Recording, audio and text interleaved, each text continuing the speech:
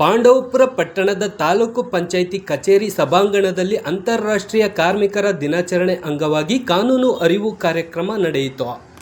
ತಾಲೂಕು ಕಾನೂನು ಸೇವೆಗಳ ಸಮಿತಿ, ವಕೀಲರ ಸಂಘ, ತಾಲೂಕು ಆಡಳಿತ, ತಾಲೂಕು ಪಂಚಾಯಿತಿ ಹಾಗೂ ಕಾರ್ಮಿಕ ಇಲಾಖೆ ಸಂಯುಕ್ತಾಶ್ರಯದಲ್ಲಿ ನಡೆದ ಕಾರ್ಯಕ್ರಮವನ್ನು ಜೆಎಂಎಫ್ಸಿ ನ್ಯಾಯಾಲಯದ ಸಿವಿಲ್ ನ್ಯಾಯಾಧೀಶರಾದ ಬಿ. ಪಾರ್ವತಮ್ಮ ಅವರು ಉದ್ಘಾಟಿಸಿದರು. ನಂತರ ಮಾತನಾಡಿದ ಅವರು, ಕಾರ್ಮಿಕರಿಗೆ ಕಾನೂನು ಅರಿವು ಅಗತ್ಯವಾಗಿ ಬೇಕು. ತಮ್ಮ ಹಕ್ಕುಗಳನ್ನು ಪಡೆದುಕೊಳ್ಳುವ ಸಲುವಾಗಿ ಪ್ರತಿಯೊಬ್ಬ ಕಾರ್ಮಿಕರಿಗೂ ಕಾನೂನಿನ ನೆರವು ಹಾಗೂ ಅರಿವು ಬೇಕಾಗಿದೆ ಎಂದರು. ಅಧ್ಯಕ್ಷತೆ ವಹಿಸಿದ್ದ ತಹಸೀಲ್ದಾರ್ ಎಸ್. ಸಂತೋಷ್ ಕುಮಾರ್ ಮಾತನಾಡಿದರು. ಸಂಪನ್ಮೂಲ ವ್ಯಕ್ತಿಯಾಗಿ ಭಾಗವಹಿಸಿದ್ದ ಪಾಂಡವಪುರ ಕಾರ್ಮಿಕ ನಿರೀಕ್ಷಕಿ ಆರ್. ಎನ್. ಅಮರಾವತಿ ಮಾತನಾಡಿ, ಕಾರ್ಮಿಕ ಇಲಾಖೆಯ ಸೌಲಭ್ಯಗಳ ಕುರಿತು ಸಮಗ್ರ ಮಾಹಿತಿ ನೀಡಿದರು. ತಾಲೂಕು ಪಂಚಾಯಿತಿ ಇಒ ಲೋಕೇಶ್ ಮೂರ್ತಿ, ವಕೀಲರ ಸಂಘದ ಅಧ್ಯಕ್ಷ ಕೆ. ಕಾಳೇಗೌಡ, ಕಾರ್ಯದರ್ಶಿ ಕೆ. ಎನ್. ನಾಗರಾಜು, ಮಂಡ್ಯ ಉಪ ವಿಭಾಗದ ಕಾರ್ಮಿಕ ಅಧಿಕಾರಿ ಡಾ. ಎಂ. ಸವಿತಾ, ಮಂಡ್ಯ ಕಾರ್ಮಿಕ ನಿರೀಕ್ಷಕ ಗಂಗಾಧರ್ ಇತರರಿದ್ದರು. ಇದೇ ವೇಳೆ ಕಾರ್ಮಿಕರಿಗೆ ಕಾರ್ಮಿಕ ಇಲಾಖೆಯ ವತಿಯಿಂದ ಕಿಟ್ ವಿತರಿಸಲಾಯಿತು. ಹೆರಿಗೆ ಧನ ಸಹಾಯ ಸೇರಿದಂತೆ ಇತರೆ ಸೌಲಭ್ಯಗಳನ್ನು ವಿತರಿಸಲಾಯಿತು.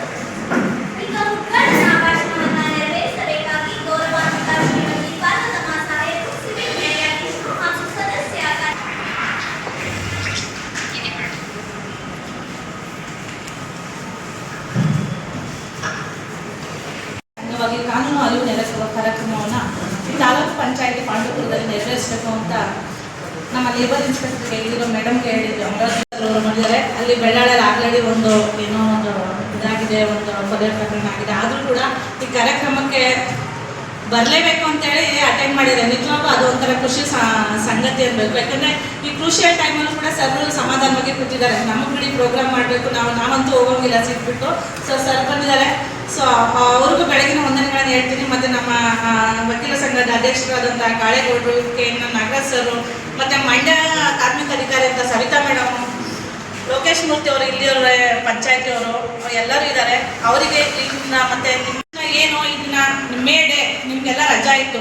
ಕಾರ್ಮಿಕರ ದಿನಾಚರಣೆಯನ್ನು ಯಾಕೆ ಮಾಡಬೇಕು, ಯಾವ ಕಾರಣಕ್ಕೆ ಮಾಡಬೇಕು, ಯಾಕೆ ಮಾಡಬೇಕು, ನಮಗೆ ಅಂತ ಎಲ್ಲರಿಗೂ ಒಂದೊಂದು ದಿನ ಇದೆ ಅಲ್ವಾ. ಫಾದರ್ಸ್ ಡೇ, ಮದರ್ಸ್ ಡೇ, ಎಲ್ಲಾದ್ರೂ ಎಲ್ಲರೂ ಹಾಕೊಂಡ್ಬಿಡ್ತಾರೆ. ಅದೇ ಕಾರ್ಮಿಕ ಅಂತ ಬಂದಾಗ ಅದು ಒಬ್ಬ ವ್ಯಕ್ತಿ ಅಂತಲ್ಲ, ಎಲ್ಲ ವರ್ಗದ ಮನುಷ್ಯನಿಗೂ ಸೇರುವಂತಹ ದಿನ ಅದು. ಬರೀ ಕಾರ್ಮಿಕರು ಯಾರ್ಯಾರು ತಮ್ಮ ಬುದ್ಧಿಶಕ್ತಿ, ಮನಶಕ್ತಿ ಮತ್ತು ದೈಹಿಕ ಶಕ್ತಿಯ ಶ್ರಮಗಳನ್ನು ಉಪಯೋಗಿಸಿ ಸಂಪಾದನೆ ಮಾಡ್ತಾರಲ್ಲ, ದುಡಿಮೆ ಮಾಡ್ತಾರಲ್ಲ, ಅಂಥ ವ್ಯಕ್ತಿಗಳನ್ನು ನಾವು ಕಾರ್ಮಿಕರು ಅಂತ ಹೇಳೋದು. ಅದೇ ಸ್ವತಂತ್ರವಾಗಿ ವ್ಯಾಪಾರ ಮಾಡ್ಕೊಂಡು ಬಿಸ್ನೆಸ್ ಮಾಡ್ತಾರಲ್ಲ, ಅವ್ರನ್ನ ಯಾರು ನಾವು ಕಾರ್ಮಿಕ ಅಂತ ಹೇಳಲ್ಲ. ಸೊ ಇದು ನಿಮ್ಮ ಇದರಲ್ಲಿ ಇಟ್ಕೊಳ್ಳಿ. ಮತ್ತು ಇವತ್ತು ಮುಖ್ಯವಾದ ಪ್ರೋಗ್ರಾಮ್ ಮಾಡೋದಕ್ಕೆ ಕಾರಣ ಅಂದರೆ ನಿಮ್ಮಗಳಿಗೆ ಈ ಕಾರ್ಮಿಕರು ಅಂತ ಏನಿದ್ದಾರೆ, ಇದಕ್ಕೆ ಯಾವ ರೀತಿಯಂಥ ಸರ್ಕಾರದ ಸವಲತ್ತುಗಳನ್ನು ನೀಡಿದ್ದಾರೆ. ಮತ್ತು ನಿಮಗೆ ನೀವು ಕೆಲಸ ಮಾಡೋ ಸಮಯದಲ್ಲಿ ಏನಾದರೂ ಒಂದು ಅಪಘಾತ ಆದಾಗ ನಿಮಗೆ ಮತ್ತು ನಿಮ್ಮ ಕುಟುಂಬ ವರ್ಗದವ್ರಿಗೆ ಯಾವ ರೀತಿ ಪರಿಹಾರವನ್ನು ಯಾವ ಮೂಲಕ ನಾವು ತಗೋಬೇಕು ಅದನ್ನು ತಿಳಿಸ್ಕೊಳ್ಳೋದಕ್ಕೋಸ್ಕರನೇ ನಾವು ಈ ಕಾರ್ಯಕ್ರಮವನ್ನು ಹಮ್ಮಿಕೊಂಡಿರೋದು. ಇವತ್ತು ನಿಮಗೆಲ್ಲ ಕಾರ್ಮಿಕ ಕಾನೂನುಗಳು ಏನೇನಿರ್ಬೋದು ಅಂತ ನಿಮಗೆ ಗೊತ್ತಿದೆಯೋ ಗೊತ್ತಿಲ್ಲ. ಈ ಥರ ಪ್ರೋಗ್ರಾಮ್ ಮಾಡಿದಾರೋ ಇಲ್ಲೋ ನನಗೆ ಗೊತ್ತಿಲ್ಲ. ಇವತ್ತು ಆ್ಯಕ್ಚುಲಿ ಮೇಡೇಗಿನ ನಾನು ಇವತ್ತೇ ಈ ಪ್ರೋಗ್ರಾಮ್ ಫಸ್ಟ್ ಅಟೆಂಡ್ ಮಾಡ್ತಾ ಇರೋದು. ನಿಮಗೆಲ್ಲ ಕಾರ್ಮಿಕರಿಗೆ ನಾವು ಮಾಡುವಾಗ ಕೆಲಸ ಮಾಡುವಾಗ ನಮಗೇನೋ ಒಂದು ಇಂಜುರಿ ಆಗುತ್ತೆ, ಕೈ ಕಟ್ಟಾಗುತ್ತೆ. ನಿಮಗೆಲ್ಲ ಕಾರ್ಮಿಕ ಅಂದರೆ ಈ ಫ್ಯಾಕ್ಟ್ರಿಯಲ್ಲಿ ಕೆಲಸ ಮಾಡೋರು ಗೊತ್ತಿರುತ್ತೆ. ಏನೋ ಮಾಡುವಾಗ ಎಲೆಕ್ಟ್ರಿಕ್ ಸಂಬಂಧಪಟ್ಟಂಗೆ ಶಾಕ್ ಆಗ್ಬೋದು, ಅಥವಾ ಕೈ ಬೆರಳು ಕಟ್ ಮಾಡೋದು, ಯಾವುದೋ ಒಂದು ಭಾಗ, ಅಥವಾ ನಿಮಗೆ ಸುರಕ್ಷಾ ಕವಚಗಳು ಇರ್ತವೆ. ಆದರೂ ನೀವು ಅದನ್ನು ನೆಗ್ಲಿಜೆನ್ಸ್ ಮಾಡಿ, ನಿರ್ಲಕ್ಷ್ಯ ಮಾಡಿ, ಈಗ ಬಿಡು ಇರ್ತಾರೆ ದಾಖಲಾಗ್ಬಿಟ್ಟು ಬಂದ್ಬಿಡೋಣ, ಈ ಬಾಯ್ಲರ್ಸ್ ಇದರಲ್ಲಿ ಇರ್ತಾವಲ್ಲ ನೋಡಿ, ಆ ಥರ ಎಲ್ಲ ಆದಾಗ ಆ ಥರ ಅಪಘಾತಗಳು ಆಗೋ ಚಾನ್ಸಸ್ ಇರ್ತವೆ. ಅದಕ್ಕೆ ಫ್ಯಾಕ್ಟ್ರಿ ಇನ್ಸ್ಪೆಕ್ಟರ್ ಅಂತಿರ್ತಾರೆ, ಅವರು ಅದನ್ನು ಸೂಪರ್ವೈಸ್ ಮಾಡಬೇಕು. ಅವರ ಕಾರ್ಯನಿರ್ವಹಣೆಯಲ್ಲೇ ನೀವು ಕೆಲಸ ಮಾಡಬೇಕು.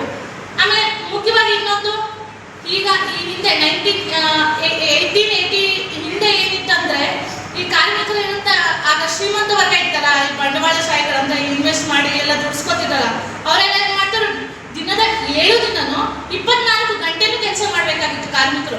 ಅವ್ರು 7 ಗಂಟೆ ದುಡ್ಕೊಂಡು ಒಂಥರ ಜೀತ ಪದ್ಧತಿ ಥರನೇ ಅಂದ್ಕೊಳ್ರು. ಅದನ್ನು ಹಾಗೆ ಇತ್ತು, ಯಾವ ವರ್ಗ ಆಗ್ತಿಲ್ಲ, ಅದು ಹಾಗೆ ಮಾಡ್ತಿದ್ರು. ಸೊ ಆ ಕಾರಣ ದಿನವೆಲ್ಲ ದುಡಿಬೇಕು, ನಮ್ಮ ಕುಟುಂಬ ಅಂತಿಲ್ಲ, ಡಿಪೆಂಡೆನ್ಸ್ ಇದ್ರು ನೀವು ಅದು ಯಾವುದೇ ಒಂದು ಇದಕ್ಕೆ ನಿಮ್ಮ ಶ್ರಮ ಆದರೂ ಪರವಾಗಿಲ್ಲ, ಅದನ್ನು ಸಹಿಸ್ಕೊಂಡು ನೀವು ಅವರ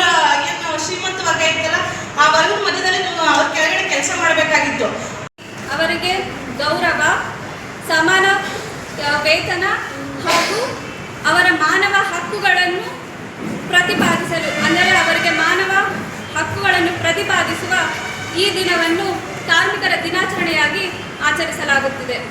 ಇಂತಹ ಕಾರ್ಮಿಕರಿಗೆ, ಅಂದರೆ ದೇಶದ ಆರ್ಥಿಕ ಅಭಿವೃದ್ಧಿಗೆ ಬೆನ್ನೆಲುಬಾಗಿ ನಿಂತಿರುವ ಕಾರ್ಮಿಕರಿಗೆ ವಿವಿಧ ಕಾನೂನುಗಳ ಮೂಲಕ ನ್ಯಾಯವನ್ನು ಕೊಡಿಸಲು ಹಾಗೂ ಸೌಲಭ್ಯಗಳನ್ನು ಕೊಡಿಸಲು ಕರ್ನಾಟಕ ರಾಜ್ಯದಲ್ಲಿ 1935ರಲ್ಲಿ ಕಾರ್ಮಿಕ ಇಲಾಖೆಯು ಅಸ್ತಿತ್ವಕ್ಕೆ ಬಂದಿತ್ತು.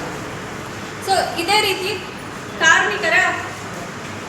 ಕಾರ್ಮಿಕರಿಗೆ ಒಂದು ಒಳ್ಳೆಯ ಗುಣಮಟ್ಟದ ಜೀವನವನ್ನು ರೂಪಿಸಲು ಹಾಗೂ ಅವರ ಉದ್ಯೋಗ ಸ್ಥಳದಲ್ಲಿ ಒಳ್ಳೆಯ ಗುಣಮಟ್ಟ ವಾತಾವರಣವನ್ನು ಬೆಳೆಸಲು ಕಾರ್ಮಿಕ ಇಲಾಖೆಯು ವಿವಿಧ ಕಾನೂನುಗಳನ್ನು ಜಾರಿಗೊಳಿಸುತ್ತಿದೆ. ಉದಾಹರಣೆಗೆ ಯಾವ್ಯಾವಂದರೆ, ಪ್ರತಿಯೊಬ್ಬ ಕಾರ್ಮಿಕನಿಗೆ ಅವನ ಜೀವನವನ್ನು ರೂಪಿಸಿಕೊಳ್ಳಲು ಅಥವಾ ಜೀವನವನ್ನು ನಡೆಸಲು ಕನಿಷ್ಠ ವೇತನಕ್ಕಿಂತ ಹೆಚ್ಚು ವೇತನವನ್ನು ಪಾವತಿಸುವ ಮೂಲಕ, ಅಂದರೆ ಕನಿಷ್ಠ ವೇತನ ಕಾಯ್ದೆ ಎಂಬ ಕಾಯ್ದೆಯನ್ನು ಜಾರಿಗೊಳಿಸಿರುತ್ತದೆ. ಅದೇ ರೀತಿ ಪ್ರತಿಯೊಬ್ಬ ಕಾರ್ಮಿಕನಿಗೆ ಪ್ರತಿ ಮಾಹ್ಯ, ಅಂದರೆ ದಿನಾಂಕ 10ನೇ ತಾರೀಕಿನ ಒಳಗಡೆ ಅವರಿಗೆ ವೇತನವನ್ನು ಪಾವತಿ ಮಾಡುವುದು ಖಚಿತಪಡಿಸಿಕೊಡುವುದಕ್ಕೆ ವೇತನ ಪಾವತಿ ಕಾಯ್ದೆ ಎಂಬ ಕಾಯ್ದೆಯನ್ನು ಜಾರಿಗೊಳಿಸುತ್ತದೆ. ರಸ್ತೆ ಅಪಘಾತದಲ್ಲಿ ಮರಣಪಟ್ಟಲ್ಲಿ ಅಂತಹ ನೋಂದಾಯಿತ ಕಟ್ಟಡ ಕಾರ್ಮಿಕರಿಗೆ ಮಂಡಳಿಯಿಂದ 5 ಲಕ್ಷ ರುಗಳನ್ನು ನೀಡಿ ಅವರ ಕುಟುಂಬಸ್ಥರಿಗೆ ಸಾಮಾಜಿಕ ಭದ್ರತೆಯನ್ನು ಒದಗಿಸುತ್ತಿದೆ.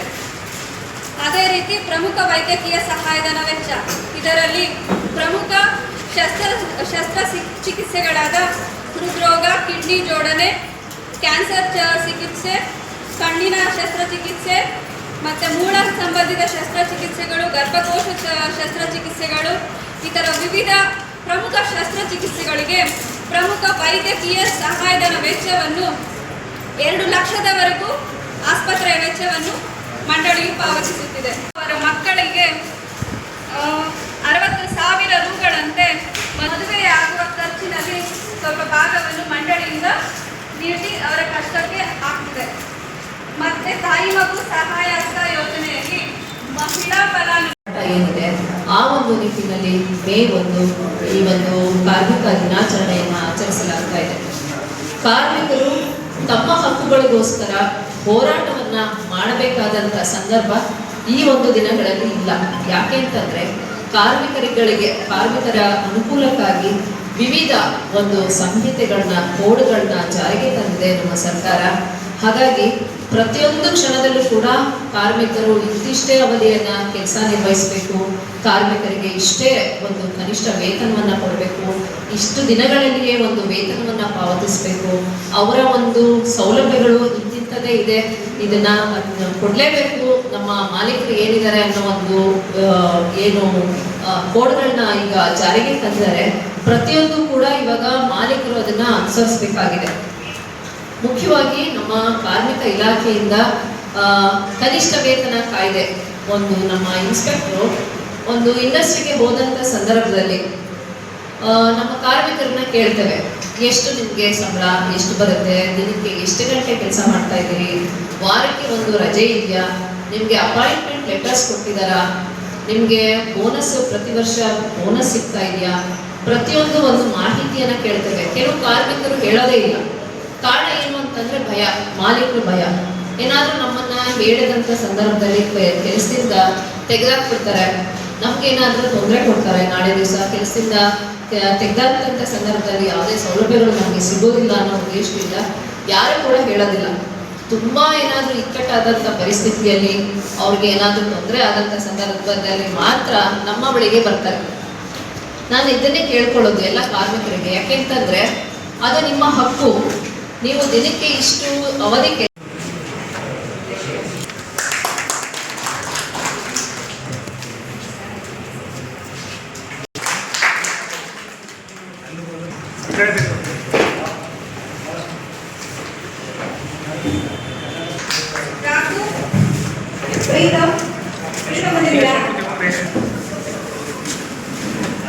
ನೋಡಿ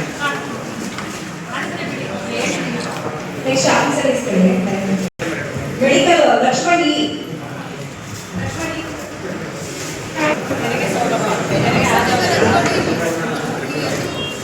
ಅಜಯ್ ಸರ್ ಕೆಳಗಡೆ 50,000 ಇದು ಬಾಂಡ್ ಕೊಟ್ಟಾರೆ. ಪ್ರೇಮ ಪ್ರೇಮ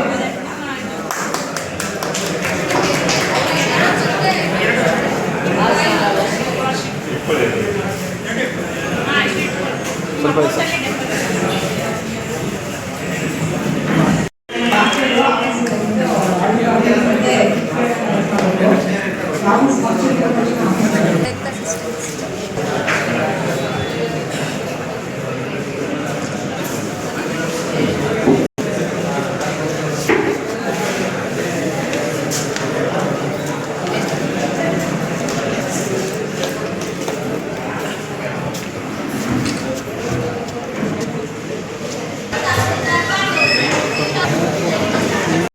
ವಿಶೇಷತೆ ಏನು ಕಾರ್ಮಿಕ ದಿನಾಚರಣೆಯ ಅನ್ನೋ ಬಗ್ಗೆ ಹಾಗೂ ಪಡೆಯಬಹುದು ಎಂಬುದರ ಬಗ್ಗೆ ತಿಳಿಸ್ಕೊಟ್ಟಿದ್ದಾರೆ.